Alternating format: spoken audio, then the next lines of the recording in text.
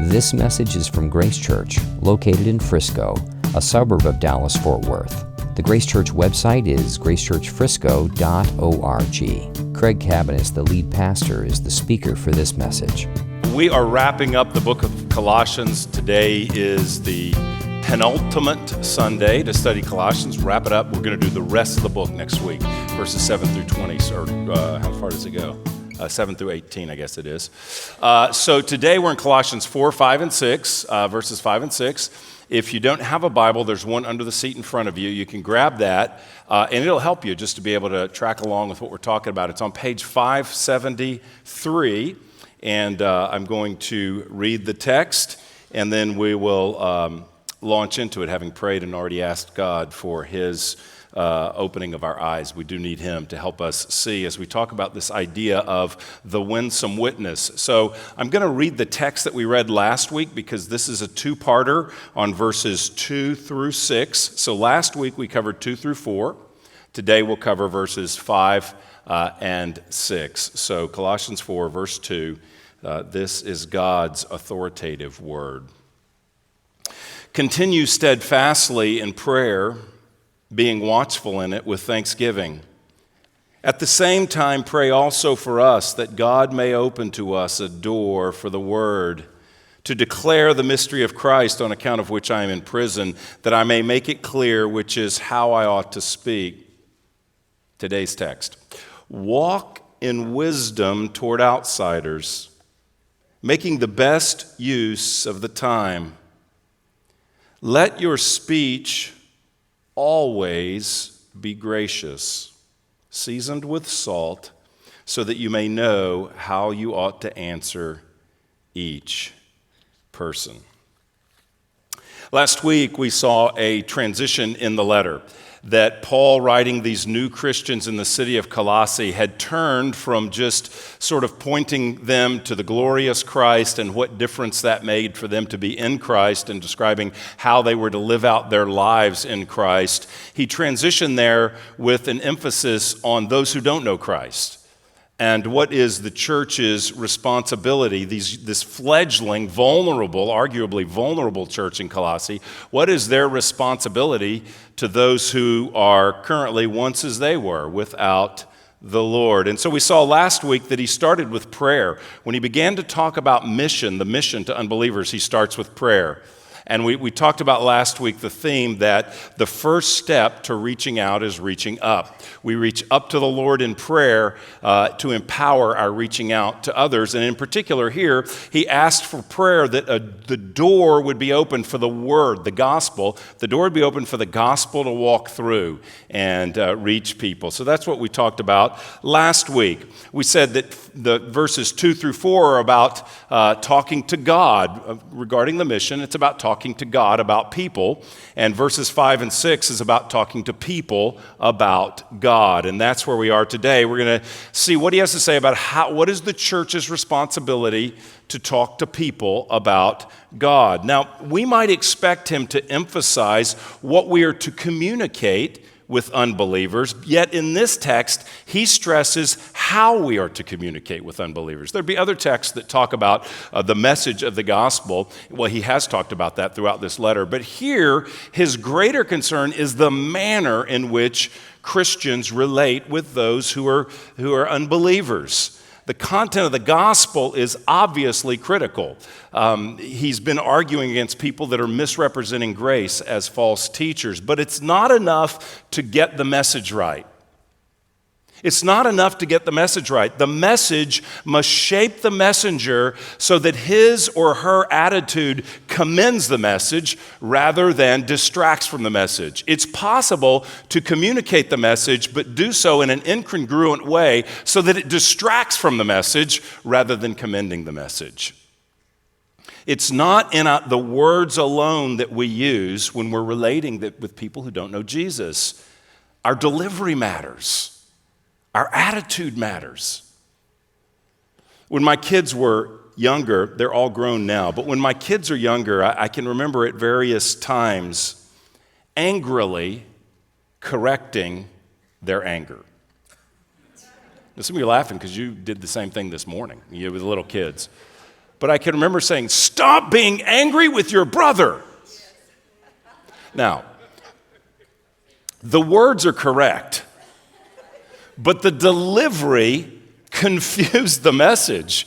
Because the kid's got to be wondering, "Oh, I get it, so don't be angry like you're not being angry currently, Dad. Do as you say, not as you do." The delivery confused the message. The good news should sound like good news. The good news should sound like good news. It should feel like good news. It should look like good news delivered from a person who appears to have believed and been changed by the good news. We might call this being winsome. So I wanted to talk about the winsome witness. The word winsome is not commonly used. I looked at a graph of word usage, and it peaked in about 1900, the frequency of the word winsome. But since 2010, it is on the rise, and I'm part of a movement to bring it back. Winsome.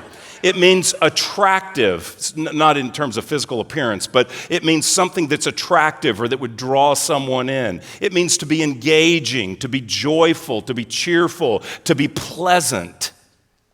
The winsome witness is the witness for whom the good news has made a difference, and the good news message has formed the good news messenger.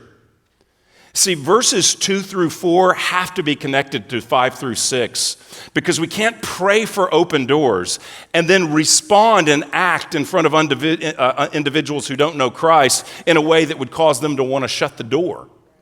You don't pray for open doors and then act self-righteous or belligerent or unloving and cause the person at the door to want to shut it. So in this passage, Paul gives 3 instructions for the winsome witness. 3 instructions for the good news messenger who's been shaped by the good news. He says 3 things: live wisely, speak graciously, listen carefully.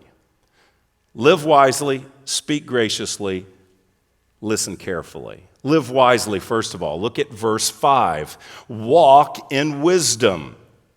Now, the ESV translates this verb walk. That's literally what the word means, but it doesn't have to do with a physical walk. It's using it in a metaphorical sense. Walk means how you live. That's why you've heard someone say, you don't talk the talk if you don't walk the walk. What does that mean? Does it have to do with a physical stroll? Well, of course not. It has to do with don't say one thing and live differently. And so the word walk is a picture of one's life. It's the way you live. That's why the New Living Translation translates this, live wisely. Live wisely toward outsiders. Live wisely toward outsiders. Now, I want to say something here because the use of the word outsiders is interesting. It's not a common term that we find all over the New Testament. In one sense, the Colossians, this fledgling church, these new Christians, they're outsiders, aren't they? There's a sense in which they are outsiders, and it's interesting that that's not his point to highlight that reality. You see, they are a marginalized religious group in what is something of a hostile environment towards Christianity. So they are marginalized. They are outside the center of religious belief in Colossae. They believe that there is one God. That view alone would separate them from most everyone in their culture who would have believed in multiple gods. So they believe there's one God alone, and beyond that, they believe that one God became a man, was crucified, died, and then rose from the dead. So this view, which would have been very odd in their culture, puts them outside the common religious views of their day. Not only that, but it also, what came with it were a number of practices that would have been common outside the day. Their sexual ethics, their sexual mores from the Christian life, their family life, which he just addressed, how husbands and wives viewed each other and treated each other, how parents related with children, and vice versa, would have been very different than the culture around them. So there's a real sense in which they are outsiders themselves.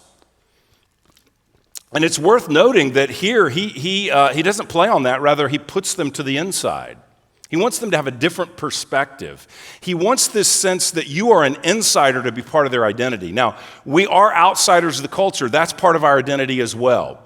And the book of 1 Peter addresses that. We taught that book a few years ago.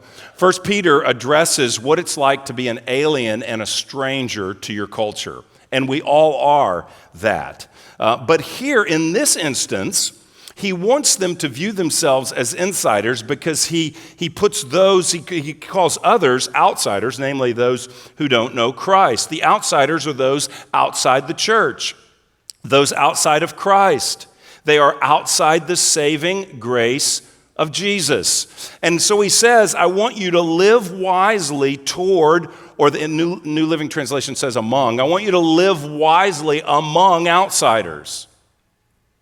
This presupposes a few things. For instance, he presupposes that they will actually be among those who are unbelievers.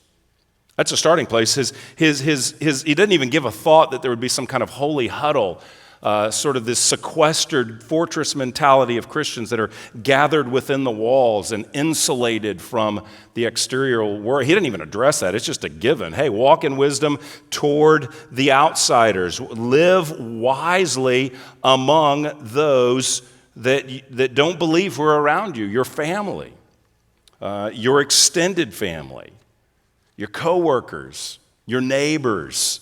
These are people who, if they don't know Christ, are viewed as outsiders. So he's saying live with wisdom.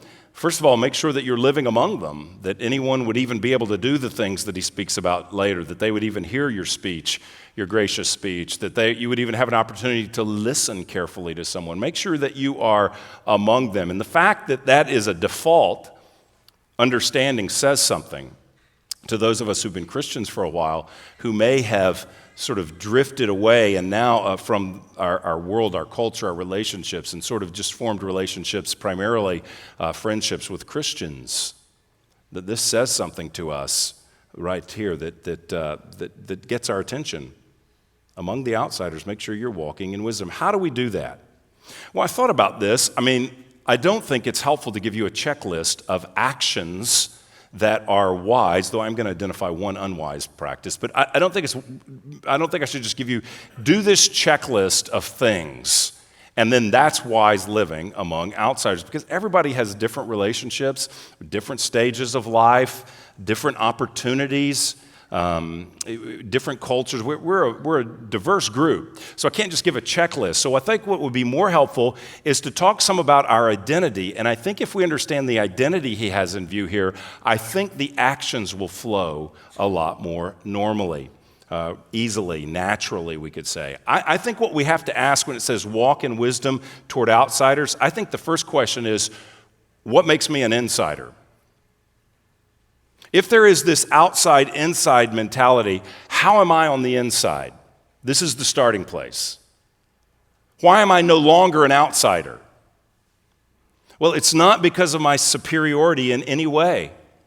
We aren't smarter, we aren't wiser than those who don't know Christ. I hope you know we're not morally superior. There are many unbelievers. I've met many unbelievers that are far kinder than I am. Far more loving and compassionate than I am. If you think Christians are morally, in every way, superior to every unbeliever, well, that's just not true. That's just not true. It's not our superiority in any way that makes us on the inside. It's simply that we have experienced the grace of God in Jesus Christ. This is what brings us to the inside. We were all once outsiders, but salvation has come to us, and it is the work of God. It is not our work. He has made this point early in the letter. Look at chapter 1. Flip back if you have a Bible, or scroll back on your phone. In chapter 1, verses 12 through 13, look at how he starts. He says, giving thanks to God the Father, who has qualified you to share in the inheritance of the saints in light. He has delivered us from the domain of darkness and transferred us to the kingdom of his beloved Son. What qualifies you as an insider? He has qualified you to share in the inheritance. Only God can qualify someone as an insider. He's transferred us from the kingdom of darkness to the kingdom of light. Only God moves you from outsider to insider. Jared read this morning, it was while we were still sinners, yet sinners, that Christ died for us. We are defined by grace. We're not defined because we're smarter than the world. Can you believe the world? All that they believe, all that they do. I would never do, whenever that comes to your mind, I would never. Grace went out the door. Of course you might do that, and you probably did worse. It is grace. It is grace that must define us. So when we think about living wisely, let's just live with an awareness that I too was an outsider and I'm only an insider because Jesus died and rose for me and came looking for me and sought me and drew him to himself. It's the only reason. Nothing is more unwise among unbelievers. Nothing is more unwise than outsiders than self-righteousness. Because self-righteousness, we have it together. We know better. We're more moral. We're politically right. Whatever it is. Self-righteousness is offensive to outsiders, but more importantly, it's offensive to God. It's forgetting what made you an insider. Self-righteousness acts like I'm an insider based on me. When the reality is, it's not that you were struggling or that you were sick or that you were really hurting morally and spiritually. You were dead, and God raised you to life in Christ. See, that changes everything. One of the strongest critiques of Christians in our culture, I suppose in every culture, but I only know the American context well. The strongest critique of Christians in our culture is that we act superior. That we treat people like outsiders and act like we are better. When it says outsiders, it doesn't mean that we're better. It just means that we've experienced grace and they haven't. We judge others. And then we end up looking like hypocrites to them because we're yelling at the angry kids, pointing our finger at them. Doing the same thing. Now, sometimes it is a false charge, no doubt, that Christians all act morally superior. Sometimes the person is convicted by their own sin, and so to deflect, you point to someone else and say, well, you're a hypocrite, which really doesn't get you off the hook for your own actions. But it's oftentimes a true charge. And it's real because we aren't living humbly as those who are daily amazed to be insiders. Here's a key way to live wisely among outsiders. Be more aware of your sinfulness than theirs. We should be more aware of our own sinfulness, and we should be looking at outsiders as those who were created in the image of God, image bearers with a shared humanity with us, and we're seeking to build a bridge to them to tell them the good news that God can rescue them from their sin and raise them from their spiritual death. See, when I'm more aware of my sin than the outsider's sin, grace will cause my heart to break for them rather than judge them and look at them with an air of superiority. And then my attitude, what I have to share will sound like good news to them. It's an affront when I'm unaware of my brokenness and my sinfulness, more aware of them, and then relating with some kind of attitude of superiority. There's a lot of Christians in the room, and I assure you none of them came to Christ because they were scolded into believing. Nobody came into Christ because they were put down by someone self-righteous and they said, wow, your Jesus is amazing, let me in. Not one person. Not one person saw a Facebook rant judging all kinds of unbelievers or certain types of unbelievers or certain types of sin and said, wow, that is powerful. What must I do to be saved? It doesn't happen. It's when people come alongside. Do you relate well, Christian or not Christian? Do you feel comfortable when someone comes judging you in superiority? Do you find that to be helpful and winsome? Do you find that to draw your heart in? We want to share the good news that has changed our lives, and we want it to sound like good news because we are needy, broken people who are amazed at what God has done for us. Well, he says that living wisely also means realizing that the time is short and we need to make the best use of it. Walk in wisdom toward outsiders, making the best use of the time. In our common popular speech, we might say live intentionally. Live intentionally. Make the most of the time. For those that God has put into your life that don't know him, live intentionally with a purpose. Making the most of the time, the older translations called that redeeming the time, because the verb means to buy up time. It's like being a bargain hunter. I want to buy up what I can. I want to find the good deal while it's there. It means act wisely now. Snap up, one commentator said, snap up every opportunity that comes. Snap up every opportunity that comes. So there's an urgency to act wisely around unbelievers. So if you can feel, there's a bit of a tension here, I think. There's an urgent message, but but the urgency shouldn't lead me to deliver it in a way that's insensitive or uncaring or unrelational or humble or patient with an unbeliever, as God has been patient with me. It's a blend of wise behavior and urgency. Wise behavior and urgency. We want both. Well, how do you do that? The grace of God. The grace of God to live with both of these, wise behavior and urgency towards outsiders. In his commentary on Colossians, Dick Lucas makes the point that it's hard to hold them together. And he makes a wise observation. He says it's usually the new convert that's urgent. The new convert gets this redeem the time. It gets this the thought of make the best use of the time. It's the new convert that gets the urgency but usually lacks tact, sensitivity, care, love, and patience. And he says older Christians often have the wisdom of experience and patience, but sometimes they lack boldness. They lack zeal as a witness.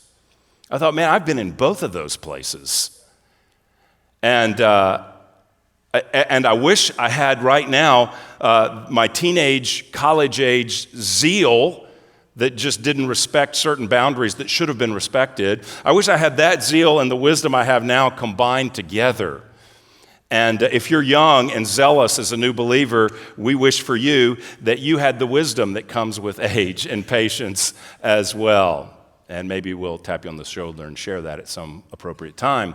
But we need both. We need zeal and we need wisdom. We need urgency and we need patience because God has to do the work. We need redeem the time and build a relationship. We got to have both. We got to have both. If you're here and would not consider yourself a Christian and you say, wow, I look at that and I think I've seen a lot of unwise behavior.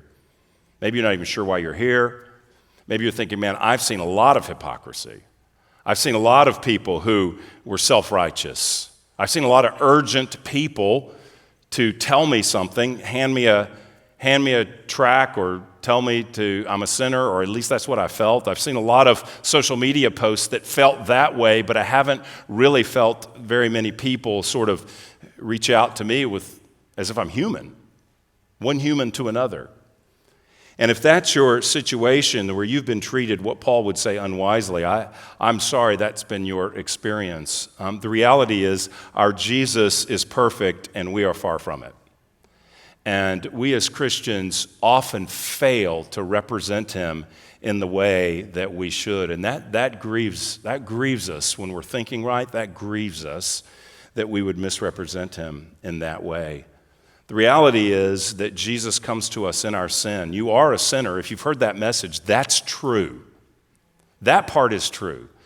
I'm a sinner. We all are sinners in need of rescue. And the way we are forgiven for our sin and given new life is by believing that Jesus, the God-man, came and died for our sins, took our sins, and rose to new life, defeating the power of sin, defeating the power of death.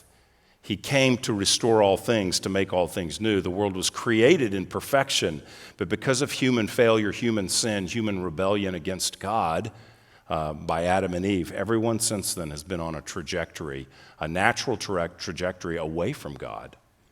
And so Jesus Christ came to give us new life. And we're all accountable. There's hypocrites all around us, but here I want to lovingly tell you, we're all accountable for our own lives. I won't answer for any hypocrite. I'll answer for me and my hypocrisy, but not someone else's. So wherever you are, I urge you to reconsider, to look past the bad example look past the angry parent yelling at a kid and realize that there's truth in the message, even if the messenger didn't do so well at points, and know that Jesus is a loving Christ who draws us to himself. And I just want you to know that today. If you want to know more, please see one of us who's been up here talking or singing. We'll be glad to help you, or the person that invited you. We'd be glad to help you however we can explain that. Live wisely toward outsiders. Next, he says, speak graciously. Look what he says. Let your speech, verse 6, always be gracious, seasoned with salt. This refers to our manner of our speech. Now, certainly we speak words of grace. I want to emphasize that. We speak words of grace, but we also speak graciously. That is, how does grace affect our words? What is gracious speech? Well, this is going to sound a lot like the first point, but gracious speech is speech that reflects a heart that has been touched by grace. So when grace enters our world, when we realize that God has moved us from outside to inside, all by his doing and not our own, it destroys our self-righteousness and is intended to produce humility. Gracious words are spoken by someone who is humble. Gracious words are grateful words. No one should be more grateful than a Christian, because we didn't achieve acceptance by God. We were given it freely by what Jesus did for us. We should be gloriously grateful. And that characterizes the speech of a person who's touched grace. They have a gracious speech, a joyful speech, a peaceful speech. Let your words, both verbal and text and digital words in social media or email, whatever, we've got a lot of ways of communicating words. Let your words show the good news. Gracious speech is speech that sounds like someone who has encountered grace. I love what David Garland said in his commentary about this. He says, the experience of grace should make us gracious. The experience of grace should make us gracious. And I want you to get that, because it's not a list of words I can give you that are the grace words. It comes from a changed heart. The person who's experienced grace should be a gracious person. Use words that are seasoned with salt. This is kind of funny given modern vernacular, because he's saying use salty speech. And in modern vernacular, salty speech means profanity, that's salty, risque speech, rude speech. Wow, she's kind of salty, like a rude attitude or something like that. So he doesn't mean be risque or rude, I can assure you. In Paul's day, salty speech meant something different than it does now. To be salty in his word, it meant, if you think literally about, I mean, not literally, but if you think actually about salt, you'll think it's a seasoning, it's a flavoring. Let your words be flavorful, in essence, is what he's saying. Let them be a seasoning. Don't be dry or apathetic with the gospel. Let your speech be interesting. The metaphor can actually even mean, it was actually even used to mean clever or witty. You don't need to be a stand-up comedian, but it does mean make your speech winsome. It's appealing. It's attractive. It's the good news, after all. It's the good news. When we speak graciously and kindly and in an engaging way about Jesus, it affects people and it undermines their preconceived ideas of who Jesus is.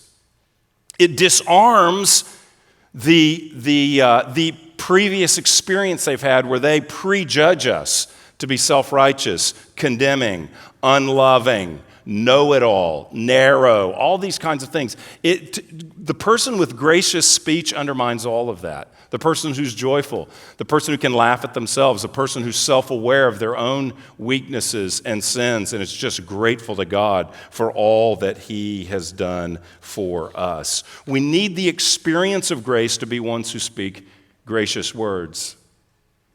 I recently heard a message from Tim Keller where he was talking about the idea of reaching out and connecting with people that don't know Christ. And he was giving reasons that we often don't do that. And one of his primary reasons is, he said, we often don't speak about God's grace to others because we don't live with the inward spiritual reality of grace in our own lives. He asks, do you really experience the love of God in your soul? Again, I know I'm going all heart here, and I haven't given you the strategy. What are the words? Tell me the 10 words. I'm not going to tell you the 10 grace words. I don't know the 10 grace words. It's the heart. Do I experience the grace and love of God? Because if I do, it will be far more natural to talk about Him with others. It'll be a natural part of my life to communicate about what Christ has done for me. It's natural to talk about the joy of the ones we love. Ask any this is true of parents, but it's really true of grandparents. Ask any grandparent, hey, on your phone, do you have any pictures of your grandkids?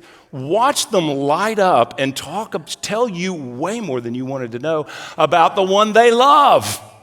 Because when you love, when you're grateful, when you're joyful, it's just natural. It doesn't feel like, okay, I got to corner him in. We got to have the talk now. I got to corner you in. You know, what would happen if you died tonight and stood before God and said, how would you give an account? Okay, there's the closing question. You know, it doesn't feel like a sales pitch. Gracious words come from a heart touched by grace. And that kind of salty speech, that kind of flavorful speech will have an effect on others. The late Howard Hendricks, who taught like forever at Dallas Seminary, he once said this. He said, according to the old adage, you can lead a horse to water, but you can't make it drink. That's true, he said, but you can feed him salt. You can feed him salt. Our words of grace coming from a heart experiencing the love of God are salt that make others thirsty for the God we know and are describing. Gracious words, salty words, when received and heard by others with whom we love, can make them thirst for the God we're describing. Do you see that? That's why it's so important. So really, rather than just telling you what is gracious speech, I'd rather ask you, are you experiencing the inward spiritual experience of grace? That's what we need. We need the good news affecting our hearts. Are you close enough to others to talk about that experience? The experience of grace should make us gracious, and that affects our speech. So we live wisely, we speak graciously, and last, we listen carefully. Now, I know he doesn't use the word listen here, but it's implied.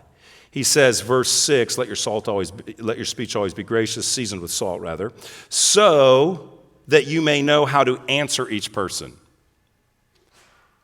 When he talks about answering, to give an answer means they've asked me a question or they've said something to me. To give an answer is to respond to someone else. So here he's talking about how we respond, know how to give an answer. Listen, each person has a different life experience and asks different questions about God, different questions about faith. And so we must get to know people. We must get to understand people as human. Take an interest in them, demonstrating a sensitivity so that we answer their questions, not ours. That's all the more true in the current ethos of our country, and especially among millennials. The idea of dialogue, the idea of asking honest questions, the idea of not being afraid of any question, but being willing to dialogue and talk about what concerns someone or what their questions might be. It's so valuable. I think in evangelism, obviously we need training in what is the gospel and how do we communicate that. But I'm convinced that most of us need more training in listening than we do in speaking. Because it's not really about delivering a canned presentation. It's about knowing a person.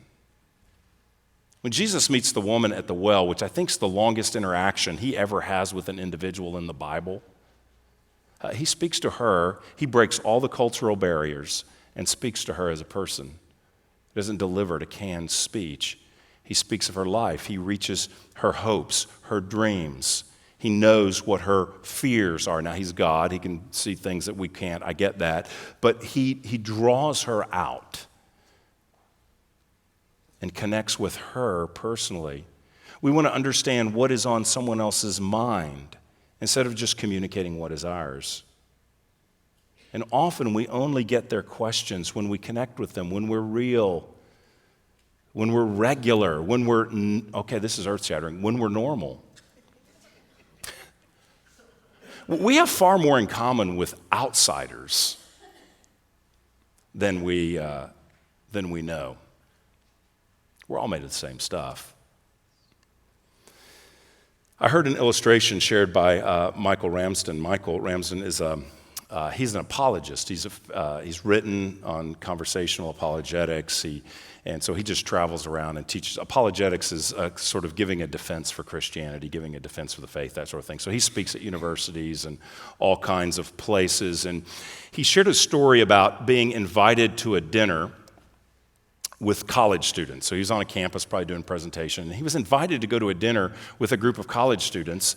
And the host had this purpose. We're going to ask you questions about Christianity. So you're going to grill the guy. You know, we're going to sit around a table and they're going to ask, I'm sure, questions, many of which he would have heard before, but he wouldn't know their personal lives or anything like that. So he comes to the dinner ready to do his best, answering questions. No one asked one question about Christianity or faith. They just talked about life. He just asked them questions about their lives. They talked about their lives. I'm sure studies, girls, guys, sports, culture, entertainment, politics, whatever it was, and he went home. The next morning, he said he got a call from the guy who coordinated the dinner, and the guy who coordinated the dinner said he was so disappointed. None of the students asked any questions. But the reason they didn't, he said, is that they were so surprised, so shocked that he didn't cram religion down their throat. They didn't know how to react. And so now they were saying, could you come back tonight for a dinner, and we're bringing all of our questions. And he returned, and they did so. They came with tons of questions. We're called to listen because we are called to love. We start with listening. And oftentimes that can be so disarming. How patient he was. If I was invited to a dinner to answer questions for a table full of unbelievers, which does not happen in my life much, which is somewhat telling in itself. But if I were invited, and after about 10 or 15 minutes, I would have, so what do we were going to talk about God, right? I mean, that's what we're here for. I would have jumped to that instead of just loving people, caring for them, letting them. I'm the guest, trusting Christ, showing an interest, being normal, and blowing them away because they didn't expect normalcy. In the same talk I just referenced from Tim Keller earlier, he said that to connect with outsiders, we need to be relational and knowledgeable. And he said, of the two, relational is more important. Here's why. He said, no one can answer everybody's questions. We want to be knowledgeable. We want to know the gospel. We want to be ready to give an answer and give a defense anytime we are asked. But you're never going to be able to answer all the questions. But if you have a relationship, if you are relational, if you have trust, if I am trusted by the person, then we can explore the questions together. We can figure it out together. We can find a resource. We can talk to somebody. I don't know, but I've got Google and a theological library. We'll figure it out, okay? Or we'll find someone who does know. But if I don't have trust and relationship, I have nowhere to go. We have to be relational and knowledgeable. But of the two, relational is perhaps more important. It's not just about supplying answers. It's about listening and supplying them in a certain way. 1 Peter, there's a passage in 1 Peter chapter 3 that talks about this, giving an answer. This is what 1 Peter 3:15 says. But in your hearts honor Christ the Lord as holy, always being prepared to make an defense to anyone who asks you for a reason for the hope that is in you. Do it with gentleness and respect. Gentleness and respect. Gentleness and respect. When I was growing up, I was trained in how to give the answer, how to make the defense. But it's not just making the defense. It's not just giving the answer. It's how. It's with gentleness, and it's with respect to those who would be different from us. That includes sit-down conversations, and that includes the way we respond on social media as well. knowing that outsiders are looking at what I'm saying? Would I be opening a door? Am I salty? Would I be opening a door for a conversation? Would someone see what I post and say, you know what, offline in real life, say, hey, can we get together? I'm sort of compelled by something. I just have some, they probably wouldn't say it. I have some questions about some of the stuff that you are saying. Gentleness and respect. I wonder, how many Muslims might be asking Christians questions if they felt they would be given an answer that respected them rather than feared them? How many Muslims might ask questions if they felt that the response would be from someone who says, I respect you as someone who bears the image of the Creator as a human, just as I, and I want to respond gently as one who needs a Savior? I wonder how many people in the LGBT community might ask questions of Christians if they were confident that the answer that they got, a defense to be sure, biblically, but that the answer they got would be given by someone who was gentle and respectful of them as an individual. If they felt like they would be viewed as a friend and not an enemy, not someone a part of the big bad scary outside trying to destroy me, but rather someone for whom Christ died that we love. These verses that we're talking about here, they are so important, and here's why. Because in Paul's letters in particular, there's very, very little about how to react around outsiders. There's a lot about character, but there's very little specific instruction on how do you act towards outsiders. I've read you two of the prominent texts in the New Testament. 1 Peter, which is people under persecution, which says don't view yourself as a victim and rise up in vengeful anger. It says gentleness and respect when you're being persecuted. And Paul, who says here, seasoned with salt, gracious words, live wisely, answer each person. Know how to answer each person. Think each individual person, which presupposes knowledge of them and care for them and interest in them, presupposes knowing them. It presupposes asking them questions. That's why this is so important. I read something this week that I just thought, man, I hope I never forget this. It's not a Bible verse, but it's a summary of this passage. And David Garland, in his commentary, when he talked about this passage that we're looking at, living wisely, speaking graciously, listening carefully, this is what he said: before we can make disciples, we need to make friends. I thought, how simple is that? How beautiful is that? That before we can make disciples, we need to make friends. We just need to be open and honest and real.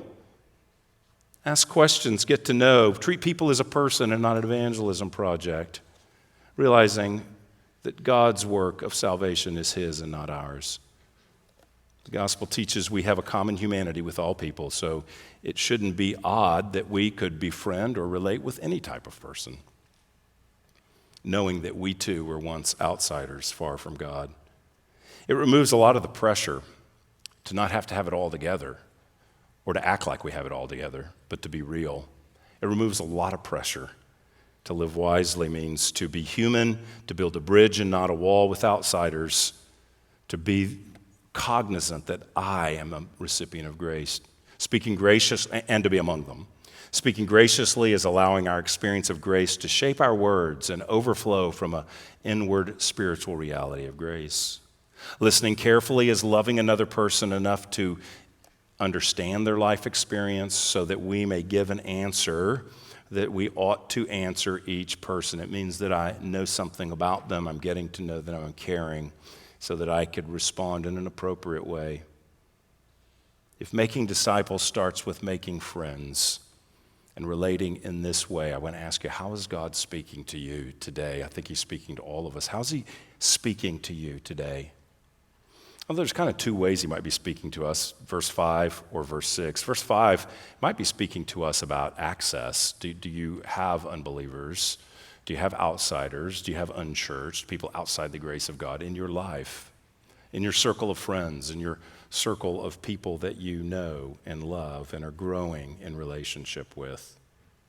Maybe God's speaking to you to sort of invest more fully in that coworker. Invest more in a more real way in a member of your extended family, of someone you play golf with one of the parents on your kid's sports team, on a neighbor that lives in your complex or your neighborhood. Maybe it's that. Maybe it's access. Paul assumes access here. I don't think we should assume access. They're brand new Christians in a culture that's entirely dark with no Christian history. It's safe to assume access. There's like going to the mission field, reaching people who don't know anything about Jesus, calling them to Christ. They're going to be everybody they know, everybody in their contacts is an unbeliever. But once you live in a world where there's a more established Christian society like us, access becomes a very important question. Maybe it's access. That doesn't mean that I'm just kind of I ride the elevator up to the office each day and there's like some outsiders in the elevator. It means I'm taking an interest. I'm having a meal, grabbing coffee, having someone over, those kinds of things. Building a friendship. Maybe it's not access. Maybe it's attitude. The attitude of grace that changes our speech. The attitude of grace that asks questions and takes an interest. The attitude of grace that loves someone and reflects the good news. Listening to a different point of view. Listening to a different point of view that comes with heat and responding with gentleness and respect for them. Respect. So what is your response? Maybe God's speaking to you about access. Maybe he's speaking to you about attitude. Maybe he's speaking to you about embracing the gospel in a fresh way so that you're even thinking about those who don't know Christ. Maybe he's encouraging you to press on. Maybe you're doing this and you're discouraged because it seems to be going nowhere with your family member or your friend or your coworker. And you needed to hear that, God works. This is the methodology. You're on the right track. You're loving, you're befriending, you're caring. You're on the right track. Press on and trust him. Maybe that's what you need today. Whatever you need, whatever God is speaking, let's make a commitment to take a next step. I don't know what your next step is. It'll be different. Let's make a commitment for that. We're going to pray, and I'm going to just give a moment of silence for us each to pray to the Lord and ask him how he is calling us to respond to these words about living wisely, speaking graciously, listening carefully. You've been listening to a message from Grace Church. For more information, visit our website or write us at podcast@gracechurchfrisco.org.